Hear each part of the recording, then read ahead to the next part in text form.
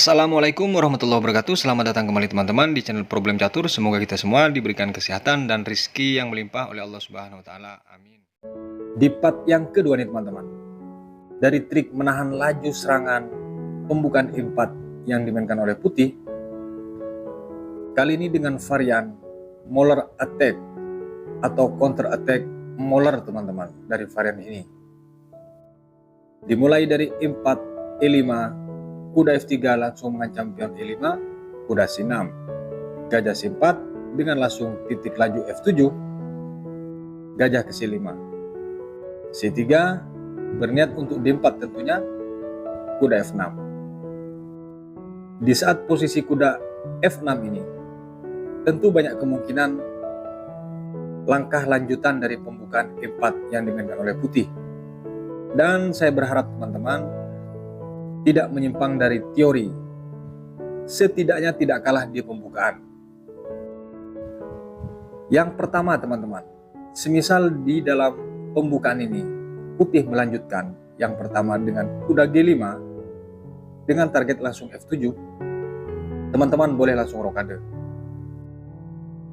D3 misalnya, kuda ke E7. Ketika di rokade kuda G6, ini sudah cukup aman. Dengan langkah lanjutan misalnya, putih tetap dengan target serangan menteri B3, cukup dibalas dengan menteri E7. Ini sudah menjadikan struktur bangunan yang sangat kuat. Tinggal akan disusul langkah lanjutan, yaitu bisa teman-teman dengan mendorong pion nanti C6 ketika langkah lain dari putih. Kembali ke posisi di saat kuda F6 teman-teman. Semisal di sini dari putih langsung mengancam B4, gajah cukup ke B6. Kalau dia mendorong dengan tujuan untuk mendapatkan gajah gelap dari hitam, maka teman-teman di sini tidak perlu sibuk mengurusi gajah. Kalau melayani yang dimaksud dari counter attack varian Mauler ini teman-teman, langsung pukul pion E4. Maka secara otomatis menurut teman-teman gajah gelap dari hitam akan mati. Kalau misalnya dia tetap mendorong pion, maka tentu di sini cek jatuhnya, karena gajah akan memukul pion F2. Langkah terbaik di posisi ini putih, yaitu D4. Ketika D4 teman-teman, balas dengan D5. Terjadi pertukaran yang bersifat memaksa. Kalau di sini dari putih bergeser, tentu hitam juga bergeser. Misalnya gajah ke B3 dengan langsung mengepin kuda, teman-teman cukup di sini A5. Tidak ada kerugian di sini. Kalau di sini kuda kali pion sekaligus mengancam dua kali kuda yang di C6, rokade, tinggalkan saja teman-teman. Kalau dia pukul, dipukul. Dan kalau di posisi ini putih masih berani memukul pion teman-teman, maka dipastikan dia kalah perwira, karena dengan langkah lanjutan menteri F6, kuda harus jatuh, kalau tidak ancaman checkmate. Kalau misalnya dilindungi, entah kemanapun dia, yaitu kuda yang di C6 jatuh teman-teman. Kembali ke posisi di saat kuda F6. Jika di sini dari putih langsung rokade, pukul aja pion yang di E4, D3, maka teman-teman D5. Lagi-lagi memaksa pertukaran. Kalau dia pukul kuda, tentu kita pukul gajah. Dipukul menteri misalnya, cukup dipukul dengan raja. Langkah lanjutan dari ini dengan maksud tujuan putih mengambil pion dengan kuda D2, F6. Karena memang haknya dia teman-teman. Pion yang di C4 tidak perlu dipertahankan. Kalaupun dia pukul, teman-teman naikkan gajah dengan mengancam kuda. Kuda ke E3. Langkah lanjutan ini tergantung dari teman-teman, apakah mau rokade atau hanya bergeser raja entah ke E6, ke E7 misalnya, atau kemanapun, terserah dari teman-teman. Yang penting inilah varian yang menjadi hitam tidak kalah setara dari pembukaan E4 putih. Kembali ke posisi di saat kuda F6.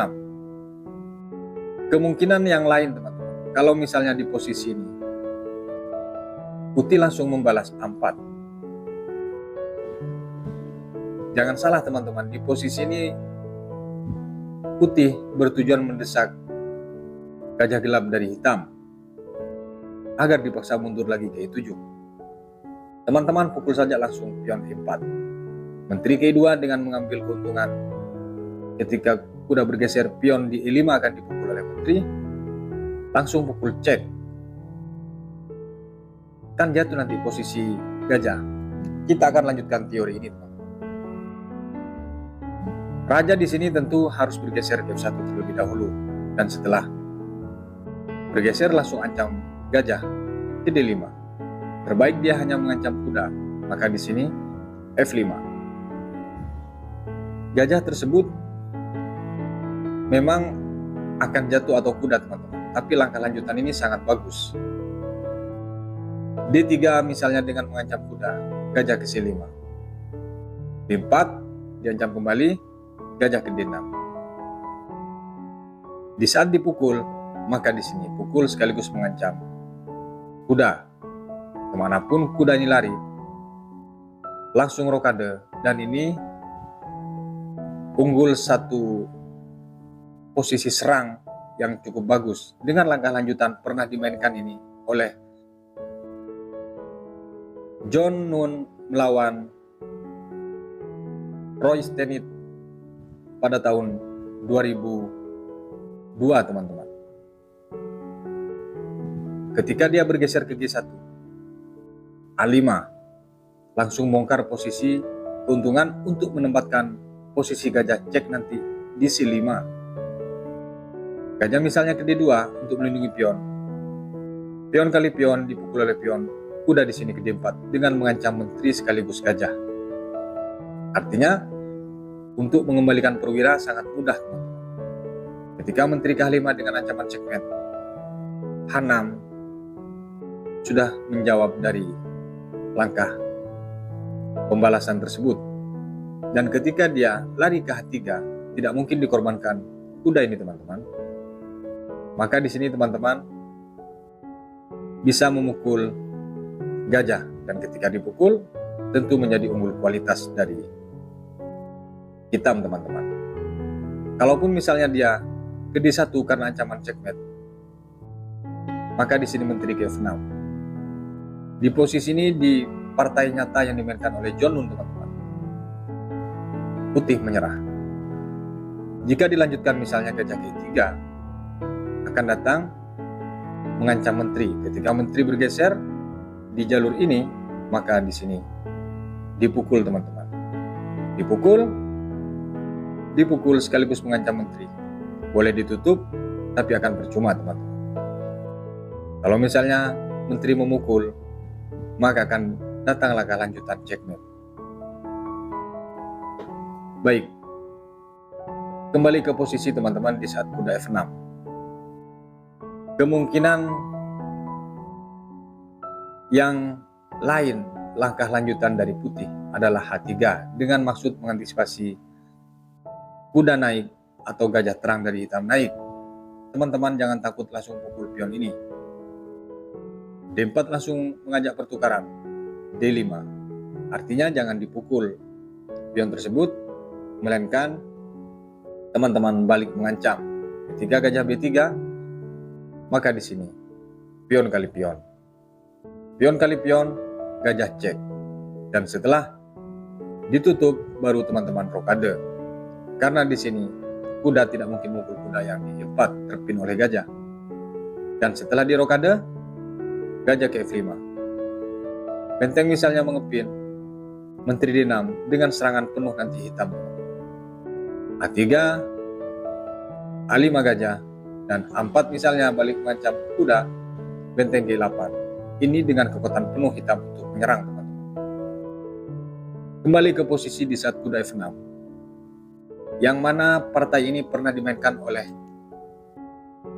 Grandmaster di era 18 99, yaitu hitam dipegang oleh Emanuel Lasker dan putih Karl Skettler, teman-teman, di London pada tahun 1899. Langkah lanjutan yang dimaksud varian Molar Attack ini, putih dengan menjawab D4.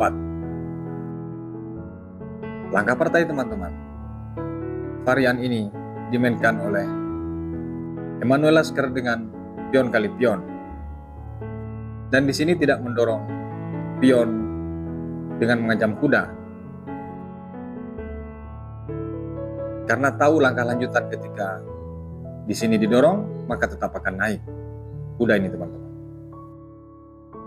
Kembali ke posisi di saat pion kali pion, langkah partai di partai nyata ini, pion kali pion mengancam gajah. Gajah cek, kuda C3 dipukul, sekaligus mengajak pertukaran ketika nanti menteri naik. Di posisi ini dari putih rokade, teman-teman. Gajah kali kuda D5 tidak langsung dipukul, teman-teman. Kuda ke 5 dengan mengancam balik gajah terang. Di sini pion memukul gajah. Dia meninggalkan gajah terangnya, dipikir akan kembali perwiranya, teman-teman. Kuda kali gajah, menteri D4, salah satu harus jatuh menurut posisi putih saat menyerang dua perwira tersebut, teman-teman. Dibalas dengan F5 oleh Lasker. Jika di sini putih tertarik dengan pion dengan mengancam benteng, tentu akan menjadi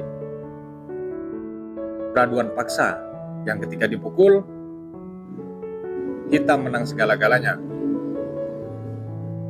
Di posisi ini, teman-teman, kalau misalnya menteri memukul kuda yang di C4, akan langkah lanjutan E6, dan tentu menjadi langkah serang. Keuntungan inisiatif untuk hitam. Ketika kuda D2 mengajak pertukaran, kuda C5. Langkah lanjutan misalnya D4, cukup F4. Gajah B2 misalnya, dengan mengintip G7, gajah F5. C4 dengan target checkmate, teman-teman, cukup langkah menteri D7, dan ini super aman. Di saat posisi ini, langkah lanjutan dari putih menjawab gajah G5 dengan langsung mengancam menteri, teman-teman. Tentu langkah ini cukup akurat. Dia berharap ditutup bukan dimakan, teman-teman, tapi langkah hitam langsung memukul kuda dengan gajah tersebut. Dipukul menteri sekaligus dua ancaman di sini. Datang benteng F8. Dan setelah di sini kuda kali kuda, menteri ke F6 mengajak pertukaran paksa. Tapi dia masih menolak dengan cek ke E1, teman-teman. D8 dibalas dengan menteri kali menteri. Benteng kali menteri, E6, di sini ke E2 benteng, H6, benteng langsung mengancam checkmate, dan dibalas dengan C6. Kalau pion didorong tentu dimakan. Dicek terlebih dahulu. Datang C7 raja, kuda K7 dengan mengancam benteng, langsung bergeser F7. Benteng H8 dengan maksud untuk mendobel tentunya di sini. B5, benteng betul-betul disusun. Dan satu langkah dari ini, dari putih menyerah dengan langkah gajah B7, langkah lanjutan tersebut. Di posisi ini dari putih langsung menyerah, teman-teman. Karena jika dipukul, apapun alasannya dia mukul, tetap harus dia kalah satu perwira. Kalau misalnya langkah lain dengan benteng bergeser memaksa peraduan, tetap akan kalah satu perwira, teman-teman. Hanya menyisakan satu kuda. Di partai yang kedua nih, teman-teman, dari pembukaan menahan laju serangan E4 yang sangat sering dimainkan oleh para pecatur-pecatur online maupun offline, teman-teman. Yaitu pembukaan Italia dengan E4. Semisal di sini E4, E5. Kuda F3 dengan langsung mengancam pion E5, kuda C6. Gajah C4, gajah C5, C3 dengan maksud mendorong D4. Menteri di sini D7. Ini dengan varian Louis Dauphin dari pembukaan Italia, teman-teman. Di posisi ini banyak kemungkinan, teman-teman. Pertama, misalnya langsung D4. Teman-teman cukup menarik mundur gajah. Dan ketika dia memukul tentu terjadi pertukaran. Kalau dia tetap mendorong D5, kuda kembali ke B8. Gajah misalnya mengancam menteri F6, gajah C1 lagi misalnya D6. Ini sudah cukup solid. Lanjutan langkah dari putih dengan maksud untuk mengambil gajah gelap dengan mendorong pion, cukup A5 di sini, teman-teman. Kalau di sini putih rokade, baru F5. Serangan menjadi hitam yang punya inisiatif untuk menyerang, teman-teman. Ketika pion kali pion dipukul oleh gajah, gajah langsung mengancam menteri, kuda F6. Menjadi langkah yang sangat bagus posisi dari hitam, teman-teman. Kembali ke posisi di saat menteri E7. Semisal di posisi ini langsung mengancam B4. Gajah di sini ke B6. A4 misalnya, A6. Dibuka angin-angin, teman-teman, agar gajah di sini tidak terjepit. D3 misalnya, kuda F6. Ketika dipin, maka di sini tentu H6. Gajah langsung ke A4 misalnya, D6. Ini cukup solid. Ketika kedua pemain rokade, sama-sama rokade. Kuda ke D2 lanjutan, raja ke H7 untuk mendapatkan inisiatif mendorong pion F7 nantinya. Kembali ke posisi di saat menteri E7. Misal langsung D3, teman-teman. Kuda F6. Balasan hitam. Dipin kuda rokade. Rokade juga putih misalnya H6. Gajah ke H4, D6. Kurang lebih sama dengan varian yang sebelumnya.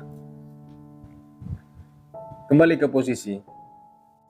Jika di sini langkah yang dimaksud tadi, teman-teman menyimpang dari teori ini, teman-teman, kemungkinan kalah perwira ataupun tempo itu akan terjadi. Putih akan mengambil alih inisiatif. Dan pernah terjadi di partai nyata, teman-teman, yang dimainkan oleh Theodore yang megang buah putih dan Richard Timan megang buah hitam di Berlin pada tahun 1907. Di partai nyata tuh dari putih di posisi ini rokade, D6, D4 langsung dibalas. Gajah di sini bergeser ke B6. A4 ternyata langsung mendorong. A6 dibalas oleh putih tetap mendesak gajah A7. A3 di sini kuda F6. Pion kali pion, kuda kali pion, kuda kali kuda, menteri kali kuda. Di sini langsung datang kuda D2. Gajah langsung dibuang oleh hitam. Perhatikan langkah kombi yang sangat kompleks. Diterima tawaran itu oleh putih dengan dipukul gajah. Langsung datang cek menteri. Yang mana pion tidak bisa memukul terpin oleh gajah gelap hitam. H1 raja. Dipukul cek lagi, G1. Kuda langsung G4. Itu di sini ancaman langsung checkmate. Kalau tidak, dia harus mengorbankan menteri. Namun langkah partai dari putih masih bisa menjawab dengan kuda F3. Menteri cek lagi ke G3, teman-teman. Dan di sini raja ke H1. Langsung dipukul pion F2 oleh hitam.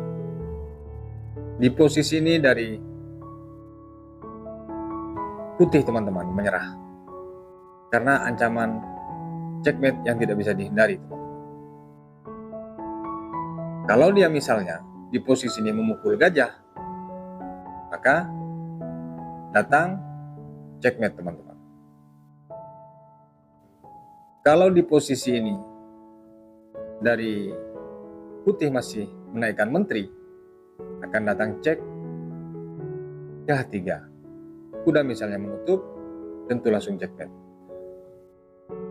Kemungkinan yang terakhir teman-teman, di posisi ini misalnya langkah lanjutan dengan memukul pion F7 untuk mengharapkan keuntungan bisa keluar dari tekanan, teman-teman tidak perlu layani untuk memukul gajah, karena ini putih mencoba mengalihkan perhatian untuk mendesak. Ketika dipukul, kuda menjadi aktif. Cukup lari ke G7. G5 misalnya, F8. Tidak ada lagi peluang cek, sementara ancaman checkmate tidak bisa dihindari. Gajah misalnya mengancam menteri, dipukul terlebih dahulu. E2 untuk menyelamatkan, ke G3 lagi. Ketika dipukul, maka dia minta menteri teman-teman. Kalau tidak, harus menyerah. Partai yang terakhir teman-teman, dari pembukaan menahan laju serangan, pembukaan E4 oleh putih, partai terakhir ini diambil dari partai nyata dengan varian Greco Gambit yang pernah dimainkan oleh Nandor Pesit megang buah putih dan Richard Reti megang buah hitam di Thames Far Open pada tahun 1912. Dimulai dari E4, E5, kuda C3, kuda C6 untuk melindungi pion E5 tentunya, gajah C4 dan gajah C5. Varian ini dilanjutkan dengan C3, kuda ke F6, D4. Ini sangat seru teman-teman, karena di sini tanpa basa-basi dari hitam langsung mengambil pion tersebut. Dipukul oleh pion, gajah cek, gajah D2 dengan mengajak pertukaran, dipukul. Dipukul oleh kuda, D5. Tentu di sini bersifat memaksa, karena dua sisi ancaman, yaitu pion dan gajah.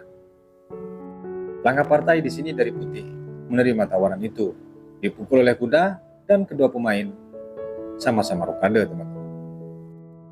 Kuda ke E5 langsung, lagi-lagi mengajak pertukaran, diterima. Dipukul oleh pion, kuda ke F4. Langkah yang sekilas kuda F4 ini tanpa arah tujuan teman-teman. Mau kemana dia mau berkelana, mungkin seperti itu dipikir oleh putih teman-teman. Dibalas dengan kuda F3 oleh putih.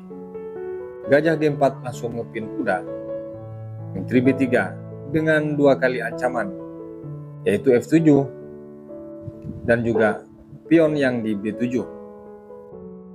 Di sini langsung dipukul kuda. Dipukul oleh menteri, balik mengancam. Datang menteri D4. Tentu tujuannya adalah melindungi kuda sekaligus mengancam gajah terang dari putih. B3 dia balas dan dilanjutkan dengan benteng langsung mengancam pion. Benteng ke D1 dengan mengancam menteri. Menteri kali pion, dan di sini dengan langkah menteri memukul pion, benteng ke E7 dengan maksud untuk melindungi pion C7 maksudnya, sekaligus menjaga kemungkinan benteng masuk. Menteri di sini kali pion langkah partai. C5 dengan maksud mengancam menteri, dan di sini diajak pertukaran oleh putih teman-teman. Disinilah langkah fatal dari putih dengan menaikkan benteng dan memaksa peraduan. Langsung datang menteri ke-4.